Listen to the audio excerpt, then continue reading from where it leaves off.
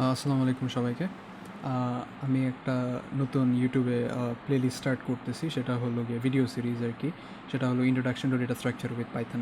তো অনেক ইউজুয়ালি স্টুডেন্টদের কাছে, ইউনিভার্সিটি স্টুডেন্ট বলেন বা যারা প্রোগ্রামিং শিখতেছে তাদের কাছে এই ডেটা স্ট্রাকচার বিষয়টা অনেক কঠিন মনে হয়। তারা অনেক মানে এটা দুঃস্বপ্নের মতন চিন্তাভাবনা করে, বাট অ্যাকচুয়ালি ডেটা স্ট্রাকচারের যদি আপনি কনসেপ্টগুলো বুঝতে পারেন, সেটা অত ডিফিকাল্ট কিছুই না, খুবই ইজি ইমপ্লিমেন্ট করা এক একটা ডেটা স্ট্রাকচার। তো আমার এই ভিডিও সিরিজে আমি যেই ল্যাঙ্গুয়েজটা ইউজ করবো সেটা হলো পাইথন।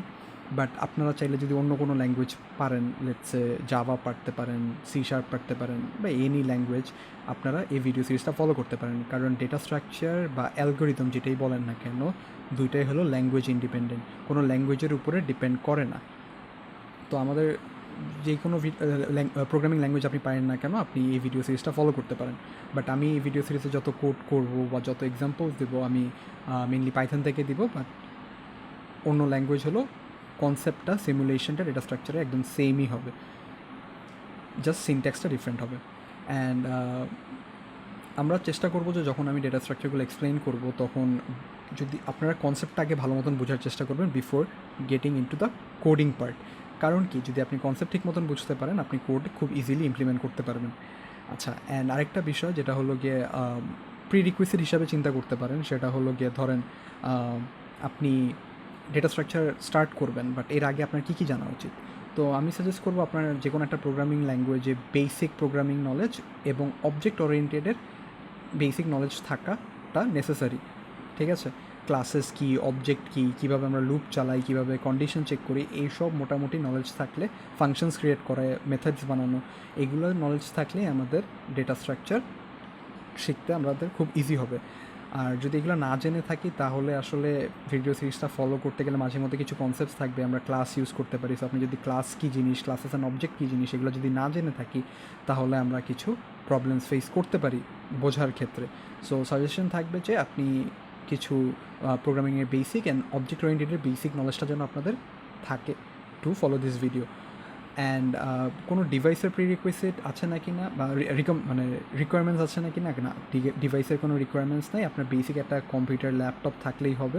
ইভেন কি আপনার যদি কোনো আইডিও না থাকে, তাহলে আপনি যেটা করতে পারেন, অনলাইনে অনেক ল্যাঙ্গুয়েজের কম্পাইলার আছে, আইডিই আছে, সেগুলো ফলো করতে পারি। অ্যান্ড পাইথনের জন্য আমি দুটো সাজেস্ট করবো, সেটা হলো গুগল কোল্যাব ইউজ করতে পারেন বা রেপেলিট ইউজ করতে পারেন পাইথন ইউজ করার জন্য। রেপেলিটে আপনি সি বা অন্যান্য ল্যাঙ্গুয়েজও ইউজ করতে পারেন, কোনো সমস্যা নেই। তো আমরা এখন চলে যাই আমাদের নেক্সট স্লাইডে, which is understanding the basics. তো ডেটা স্ট্রাকচার আসলে কী? ডেটা স্ট্রাকচার হলো একটা স্পেশালাইজড ফরম্যাট, ঠিক আছে, যেখানে আমরা ডেটাগুলোকে স্টোর করতে পারি, আমরা ডেটাগুলোকে গুছায় রাখতে পারবো, অ্যান্ড আমরা যেন এটা পরে ম্যানিপুলেট করতে পারি। এখন লেটসে আপনার কাছে, আপনি চাচ্ছেন যে আপনি 100টা স্টুডেন্টের মার্কস স্টোর করবেন। এখন 100টা স্টুডেন্টের মার্কস স্টোর করতে গেলে কী হবে, আপনি কারেন্ট নলেজে যেটা মনে হবে সেটা হলো গিয়ে, লেটসে আমরা লিস্ট বা এইসব জানি না, তো আপনাদের কী করবেন, আপনি 100টা ভ্যারিয়েবল ডিক্লেয়ার করবেন অ্যান্ড প্রত্যেকটাতে একটা করে মার্কস স্টোর করবেন এক একটা স্টুডেন্টের। ফর এক্সাম্পল স্টুডেন্ট 1 10, স্টুডেন্ট 2 20, এরকমভাবে মার্কসগুলো স্টোর করতেছেন। এখন এটাকে যখন আপনি ফিউচারে কোনো সময় ইউজ করবেন, ঠিক আছে, ধরেন আপনি ক্যালকুলেট করতে চাচ্ছেন এভারেজ কত 100টা স্টুডেন্টের, তো আপনার কী করতে হবে, আপনার প্রত্যেকটা ভ্যারিয়েবলকে অ্যাড করতে হবে, দেন 100 দিয়ে ভাগ করে তারপর আপনি এটার এভারেজ বের করতে পারবেন। তো ডেটা স্ট্রাকচারের ইম্পর্টেন্স আসলে এখানেই, যে আপনি যেই ডেটাটা স্টোর করতেছেন সেটাকে যেন খুব ইজিলি ম্যানিপুলেট করতে পারেন, স্টোর করতে পারেন এফিশিয়েন্টলি, অ্যান্ড যখন দরকার হবে ডেটাগুলোকে রিট্রিভ করতে পারেন, সেই জিনিসটাই ডেটা স্ট্রাকচার আমাদেরকে হেল্প করে থাকে। ফর এক্সাম্পল আপনি অ্যারে ইউজ করতে পারেন বা লিস্ট ইউজ করতে পারেন এই 100টা নাম্বার স্টোর করার জন্য, যেটাতে যেটা হবে, আপনার খুব ইজিলি আপনি একটা ফর লুপ চালায়, কি 0 থেকে 99 পর্যন্ত লুপ চালাবেন, অ্যান্ড আপনি প্রত্যেকটা মার্কস অ্যাড করলেন, দেন 100 দিয়ে ডিভাইড করে দিলেন, খুব ইজিলি এটা কাজটা করা যাচ্ছে আমাদের। তো ইম্পর্টেন্স হলো এই জায়গাতেই যে আমাদের ডেটা স্ট্রাকচার ইউজ করে আমরা ডেটাকে খুব এফিশিয়েন্টলি স্টোর করা, যখন দরকার হবে রিট্রিভ করব, অ্যান্ড ফার্দার কোনো ম্যানিপুলেশন দরকার হলে আমরা সেটাকে ইউজ করব সেই ডেটা স্ট্রাকচারে। এখন বিভিন্ন ডেটা স্ট্রাকচারে বিভিন্ন কিছু হতে পারে।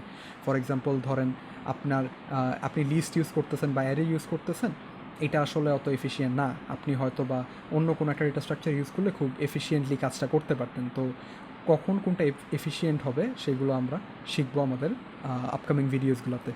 তো এখন আসি হলো types of data structure. Data স্ট্রাকচারে কী কী টাইপ আছে? তো একটা বেসিক মানে খুবই ফান্ডামেন্টাল একটা ডেটা স্ট্রাকচার হলো অ্যারে।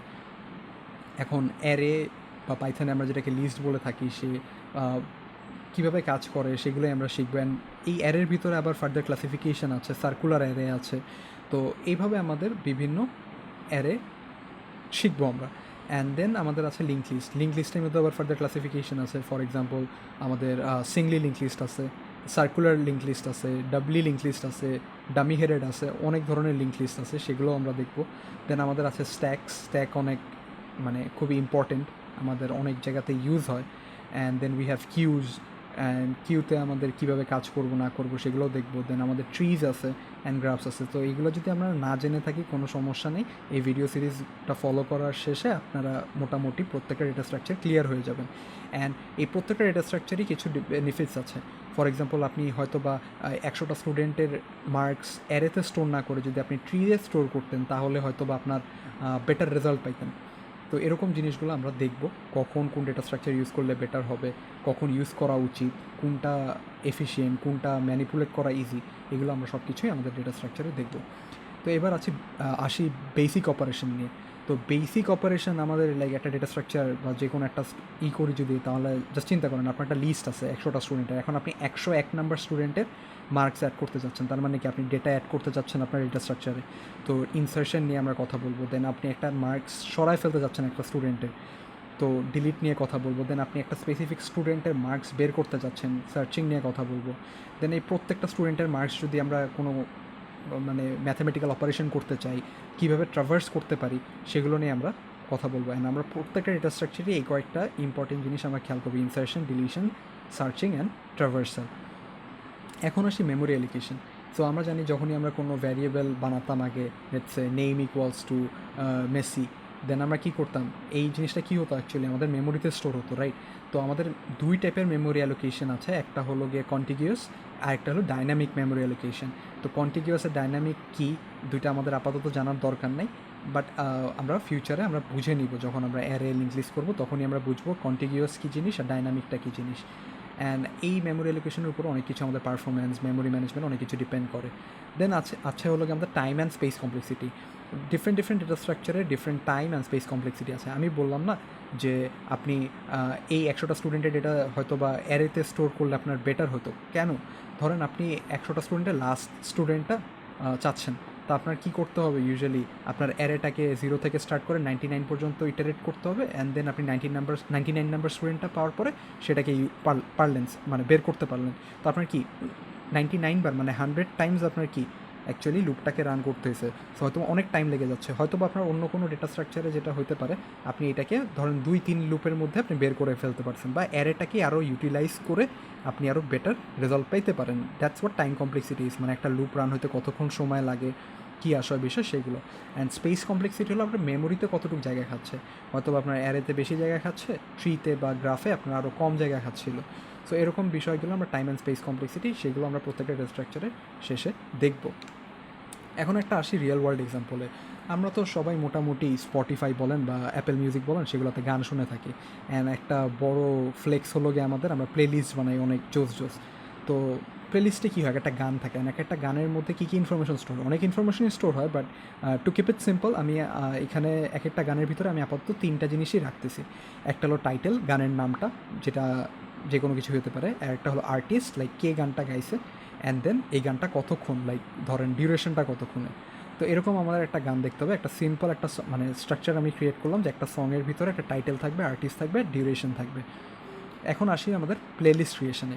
যখনই আপনি একটা প্লেলিস্ট ক্রিয়েট করবেন, তখন কি একটা গান অ্যাড করতে হবে। একটা গান অ্যাড করলেই তো আপনার কি প্লেলিস্টটা ক্রিয়েট হবে। সো আমাদের তার মানে কি, যেই গানটা আমি ফার্স্টে অ্যাড করছি সেটাই কি আমার প্লেলিস্টের স্টার্ট হবে। তো আমি এখানে এটাই দেখতে পাচ্ছি যে এটা প্লেলিস্টের স্টার্ট, এটা ইন্ডিকেট করতেছে যে এই সং 1টা আমার স্টার্ট। অ্যান্ড দেন কী হচ্ছে, যখন আমি 2 মিনিট এই গানটা শুনে ফেললাম, তারপর কি এরপরে কি আমার প্লেলিস্টে আর কোনো গান আছে? গান তো নাই। গান না থাকার কারণে যেটা হচ্ছে, আমার এটা এন্ড হয়ে যাচ্ছে, মানে আমার প্লেলিস্টটা শেষ। কারণ কি, আমার সং 1-এর পরে আর কোনো গান নাই। দেন আসি হলো গিয়ে আমরা একটা নতুন সং অ্যাড করব আমাদের প্লেলিস্টে, ঠিক আছে? যখন আমি একটা নতুন সং অ্যাড করব, তখন কি হচ্ছে যে আমার আগেরবার কী হচ্ছিল যে আমার সং 1 শেষ হওয়ার পরে আমার প্লেলিস্টটা শেষ হয়ে যাচ্ছিলো, বাট এবার যখন নতুন একটা সং অ্যাড করবো, এটা মানে কি যে আমার সং 1-এর পরে সং 2টা বাজবে। সো এটার জন্য আমার কী হচ্ছে দেখেন, সং 1টা যখন আমি 2 মিনিট শোনা শেষ হয়ে যাবে, তখন আমি কি করতেছি, আগের বার আমি পয়েন্ট করতেছিলাম এন্ড হয়ে যাচ্ছিলো, বাট এইবার যেহেতু আমি একটা নতুন সং অ্যাড করছি, এবার আমার সং 1-এর পরে 2 মিনিট শেষ হওয়ার পরে আমার সং 2টা প্লে হওয়া স্টার্ট করবে। অ্যান্ড দেন সং 2টা যখন 1 মিনিট শোনা শেষ হয়ে যাবে, দেন সং 2 এর পরে তো আর কোনো গান নেই, তার মানে কি এন্ড হয়ে যাচ্ছে, আমার প্লেলিস্ট এখানেই শেষ। এখন আসি রিমুভিংয়ে। ধরেন আপনি সং 2টাকে আপনার ডেটা স্ট্রাকচার থেকে রিমুভ করতে প্লেলিস্ট থেকে রিমুভ করতে চাচ্ছেন। তো এটার জন্য আমি দেখতে পাচ্ছি যে আমি সং 2টাকে রিমুভ করবো। তো এতক্ষণ যেটা হচ্ছিল, সং 1 শেষ হওয়ার পরে সং 2 বাজতেছিল, বাট এরপরে আমার এন্ড হচ্ছিল অ্যাকচুয়ালি সং 2 1 মিনিট শোনার পরে এন্ড হয়ে যাচ্ছিলো প্লেলিস্টটা। বাট আপনি যখন সং 2টাকে ডিলিট করে ফেলবেন, তখন কি সং 1-এর পরে কি আর সং 2-এর এক্সিস্টেন্স থাকবে না? তার মানে কি অ্যাকচুয়ালি সং 1-এর পরে এন্ড হয়ে যাওয়া উচিত না? সো আমরা এটাই দেখতে পাচ্ছি যে সং 1-এর পরে এটাকে আমরা এন্ড করে দিচ্ছি, সং 1-এর পরে আর কোনো নেক্সট সং নাই, এটাই আমার প্লেলিস্টের এন্ড। এইভাবে আমি ঠিক সেমভাবেই সং 1টাকেও ডিলিট করতে পারি। বাট সং 1টাকে ডিলিট করলে যেটা হচ্ছে, সং 1টা তো বেসিক্যালি কি আমার প্লেলিস্টের স্টার্ট ছিল, বাট আমি যখন সং 1টাকে ডিলিট করে দিচ্ছি, আমার প্লেলিস্ট তো জানে কি ওর সং 1 স্টার্ট ছিল, বাট এখন যখন সং 1টা ডিলিট করে দিব, সং 1টা কি আর থাকবে না। তখন আমার যেটা করতে হবে, আমার প্লেলিস্টের স্টার্টিং সংটাকে হবে সং 2, অ্যান্ড দেন সং 2 এর পর তার কোনো গান নেই, এটা এন্ড হয়ে যাবে। তো আমি দেখতে পাচ্ছি যে আমার সং 2টা এখন স্টার্ট হয়ে যাচ্ছে, মানে starting of my playlist, and then এর যখন 1 মিনিট শোনা শেষ হয়ে যাবে, এটা এন্ড হয়ে যাচ্ছে। সো এটা ছিল আমাদের রিমুভিং কনসেপ্টটা।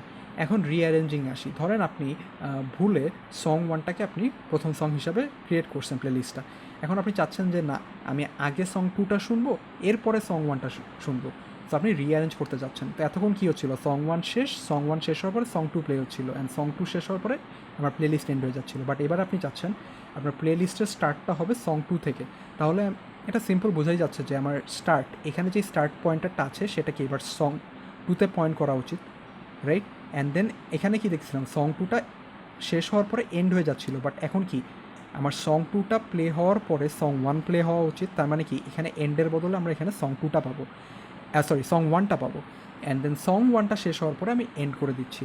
তো এখানেই দেখতে পাচ্ছি যে প্রথমে স্টার্ট ছিল সং 2 এর পরে আগে এন্ড ছিল, বাট এখন এন্ড না হয়ে ও পয়েন্ট করতেছে কাকে, সং 1কে, মানে সং 2 বাজানো শেষ, এখন সং 1টা প্লে হবে, অ্যান্ড সং 1টা যখন 2 মিনিট বাজানো শেষ হয়ে যাবে, এখন তো আর আপনার প্লেলিস্ট আর কিছু নেই, সং 1-এর পরে সং 3 তো নাই, তার মানে কি এটা এন্ড হয়ে যাচ্ছে।